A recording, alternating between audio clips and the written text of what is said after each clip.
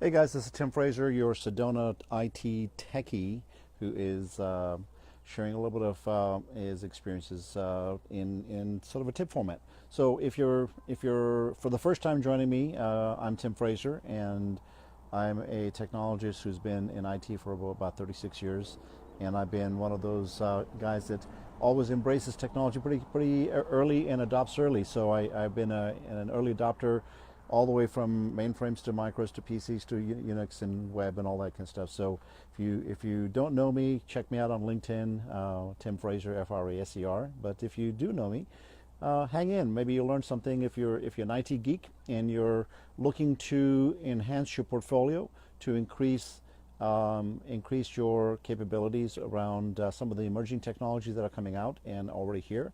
Quite frankly, the cloud is not new; it is old news. But there's some interesting new developments, and I want to talk about that.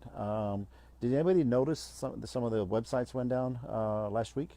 If any of the websites were on AWS in the United States East Coast, a lot of the websites were down for several hours. And there's a flurry of communications on the internet talking about oh yeah, the AWS sucks, Amazon Web Services suck, it's cloud, and it goes down, and you can't put your stuff in the in the cloud. Quite frankly, don't listen to all that baloney. People don't like to point fingers to themselves. Hey Annette, how are you? So they want to point fingers to somebody else, and I wanted to go through a series of discussions around why cloud technology is so game changing. What is it that you're doing in your career to make sure that you can leverage the cloud, be a resource to your clients, be a resource to your current employer, sharpen your skills, think differently. There's a lot of things that cloud can do for you, and it's not just about pushing buttons and being a technologist and doing things the same way. As you know, Moore's law is all about technology, and basically technology changes every 18 months, and it doubles in compute capacity, which is a specific law. In every 18 months, it doubles. So this is why cell phones don't last more than a year. This is why your laptop is so slow. But it's not about the cloud. So let me go back to the cloud discussion. Amazon Web Services, which hosts a significant number of commercial websites and all that, they had a little bit of a fat finger scenario. Somebody tried to do some remediation and bring on some online services, and they ended up crashing a lot of the internet facing basically its caching technology is embedded in cloud, and some of the data storage that's underneath that. Some of the cloud services were taken offline by accident. They didn't actually crash. They were trying to do an enhancement to improve and increase the capacity because of the phenomenal growth of this technology.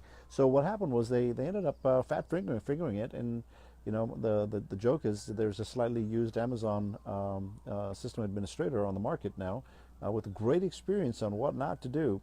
But in all fairness to that individual, the problem isn't the individual. We are humans. We're designed to fail. We are analog. We're not digital. So let's get with it. We are, when we build systems, we need to think about that. Amazon offers capacity and offers services around the globe, around many places. They call those regions. So the Americas region has, actually 2 regions in it. And inside the regions, they offer multiple data centers. So if you actually look at the design of Amazon as an example of a cloud service, it does include the ability for you as a consumer of services to put your workload in appropriate places. If you've got an application that you just can't afford to be down, you need to put it in multiple places. So pointing a finger to Amazon or wherever, is actually being as a cop-out, because a lot of companies, this is not the first time. Amazon has had an outage about 4 years, maybe 5 years ago, and they had the same situation. And anybody who is whining and screaming about they had an outage and they couldn't survive it is fault of yours to not think about your high availability and your customers' needs. And we live in a global economy. Tell me which time zone somebody's not using your websites if you have a product or service that is used internationally.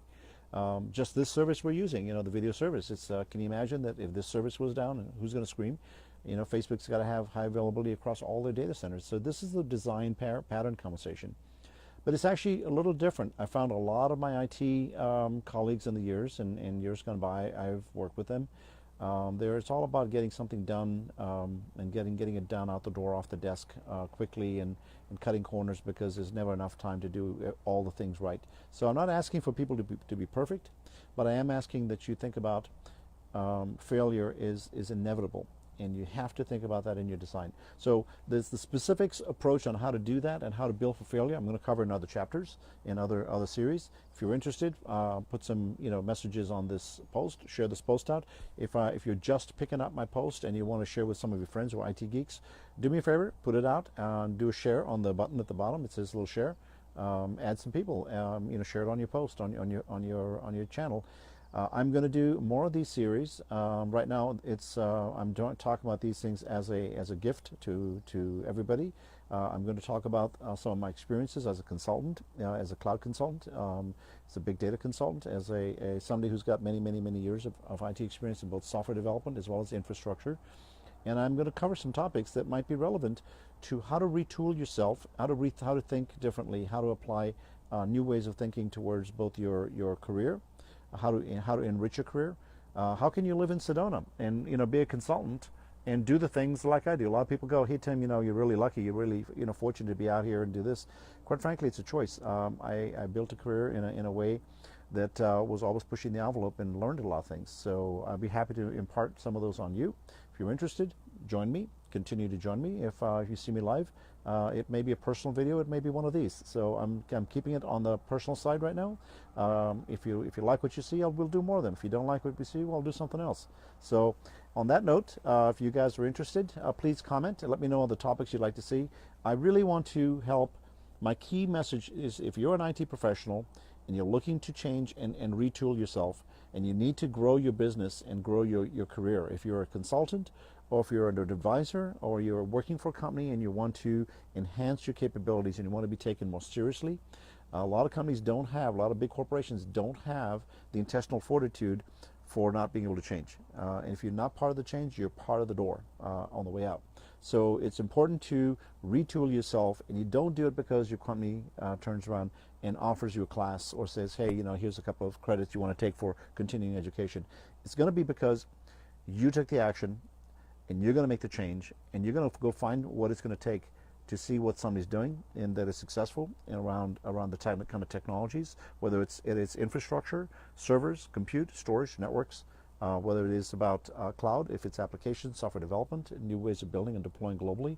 I'm going to cover several topics. I'm going to start from the bottom up or the top down, depending on where the questions come from. So I'm able to go in many different directions. Hey Ed, good to see you as well, buddy. So if you like what you hear, you want to hear more, please encourage my talks. Otherwise, I'll talk about something else. I got plenty of things to talk about here in Sedona. One thing I'd like to highlight, and it's all about perspective, and I think I wanted to actually highlight this conversation today as perspective. If you look at the cloud, if you look at the mountains behind me, they change colors and they change shape and they change personality based on the time of day and the sun. Obviously, it's the shadows, the evening shadows, like which we just saw. The sun just went back down. You're kind of catching it on the far side back here. But when the sun hits the mountains at the right place, you see new things. And I sit here on my deck a lot, and I go, "Wow, wow! I didn't see that before." And sometimes you may have to do that in your career. You may have to actually look at your career it's the same landscape. You've been doing this for 20 years, you've been doing this for 15 years, whatever you've been doing, you've been doing this the same way, but you're seeing it from the same vantage point at the same time of day. Change your time of day, change your perspective, change your approach, change your thinking. It's all about changing thinking, guys. So on that note, Tim Fraser, your Sedona Techie, Tech Talk here. We'll talk again. Ciao.